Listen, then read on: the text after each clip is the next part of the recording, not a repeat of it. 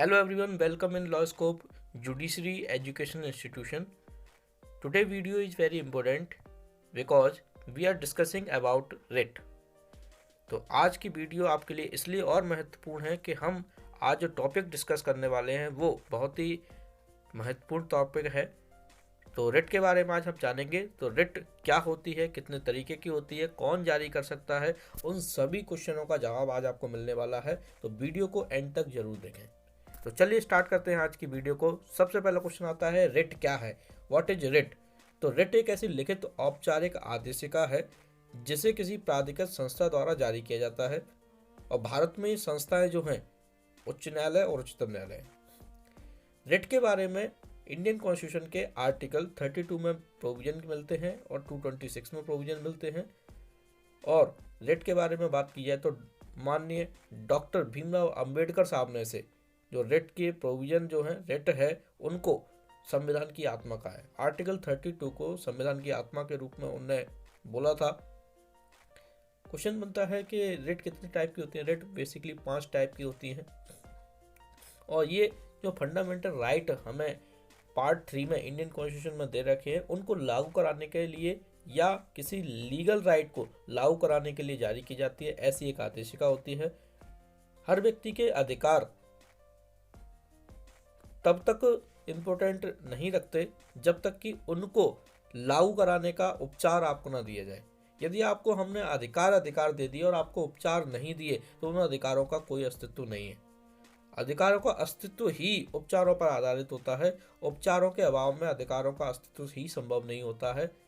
मान के चलिए आपको फंडामेंटल राइट जो इंडियन कॉन्स्टिट्यूशन में 6 फंडामेंटल राइट आज के डेट में प्रोवाइड किए गए, वो 6 में से पांचों फंडामेंटल राइट आपको दे दिए जाए, लेकिन लास्ट जो कॉन्स्टिट्यूशनल रेमिडीज के नाम से जो आपका फंडामेंटल राइट है वो आपको प्रोवाइड ना किया जाए तो उन 5 फंडामेंटल राइटों का कोई भी इफेक्ट नहीं है, कोई अस्तित्व नहीं है जब तक कि वो 6वां फंडामेंटल राइट आपको ना मिले, कि उनको लागू कराने का अधिकार आपको ना मिले।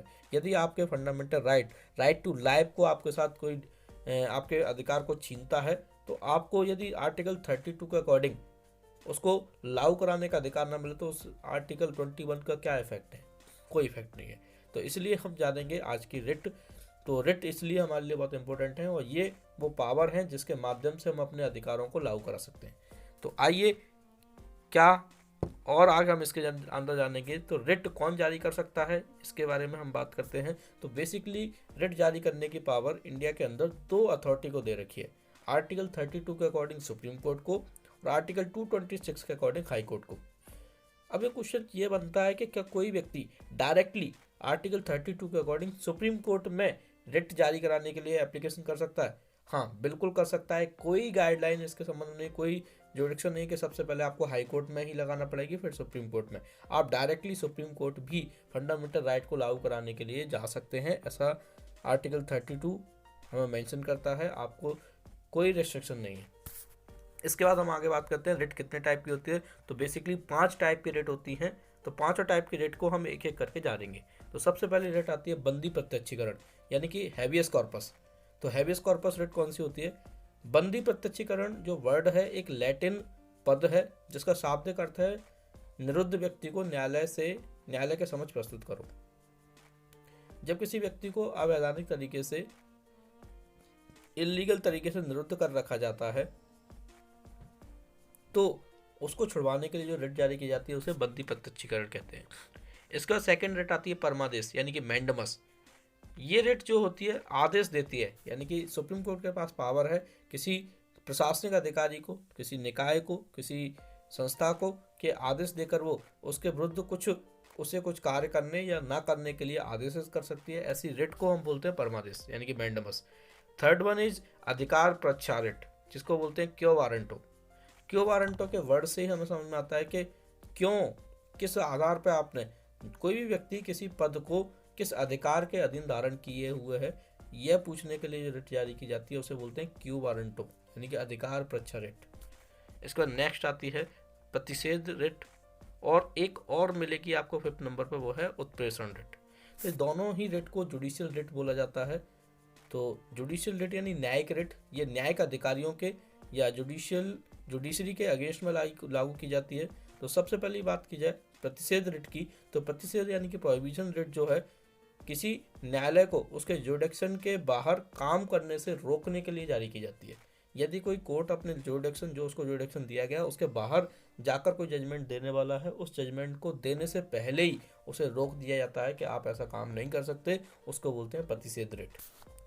लेकिन यदि कोई कोर्ट अपने क्षेत्राधिकार के बाहर जाकर कोई जजमेंट सुना चुका है, उस जजमेंट को समाप्त करने के लिए हम रिट जारी करवाते हैं, तो उस रिट को बोला जाता है उत्प्रेषण रिट यानी कि सेरिसरी।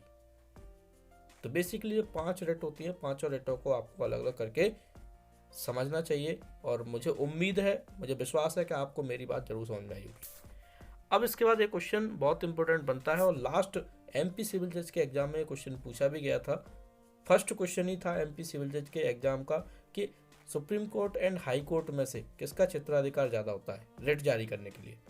तो हाई कोर्ट और सुप्रीम कोर्ट में बेसिक रूल आप देखेंगे, नॉर्मल किसी से पूछेंगे तो सबका यही आंसर होगा कि सुप्रीम कोर्ट का ज़्यादा होता है क्योंकि वो हायर अथॉरिटी है। लेकिन ऐसा नहीं है, रिट जारी करने के संबंध में हाई कोर्ट का क्षेत्राधिकार ज़्यादा है जबकि सुप्रीम कोर्ट का कम है। ऐसा क्यों?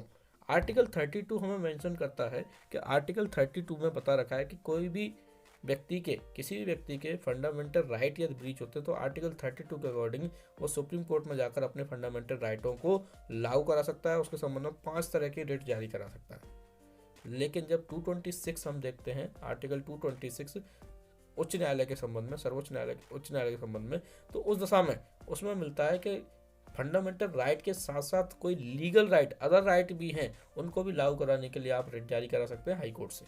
तो इसलिए हाई कोर्ट का क्षेत्राधिकार ज़्यादा है न कि सुप्रीम कोर्ट का। लेकिन एक और रूल मैं आपको बता देता हूँ, आर्टिकल 139 मेंशन करता है कि पार्लियामेंट रूल बनाकर सुप्रीम कोर्ट को भी कुछ अदर राइट को लागू कराने के लिए भी रिट जारी करने की पावर प्रोवाइड करा सकती है, लेकिन ओरिजिनल जुरिडिक्शन उसके पास नहीं है, जैसे कि सुप्रीम कोर्ट के पास, हाई कोर्ट के पास 226 में दे रखा है। तो आज की वीडियो यहीं तक है। वीडियो को पूरा देखने के लिए थैंक यू सो मच। आपको वीडियो अच्छी लगी हो तो लाइक शेयर जरूर करें और चैनल को सब्सक्राइब करना बिल्कुल ना भूलें। ये चैनल पर आपको लेटेस्ट सारी जुडिशरी से रिलेटेड सारी न्यूज़ आपको मिलती रहेंगी।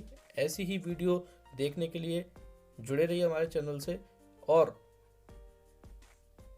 मिलते हैं तब तक के लिए अगली वीडियो में। तब तक के लिए thank you so much, ta ta bye bye.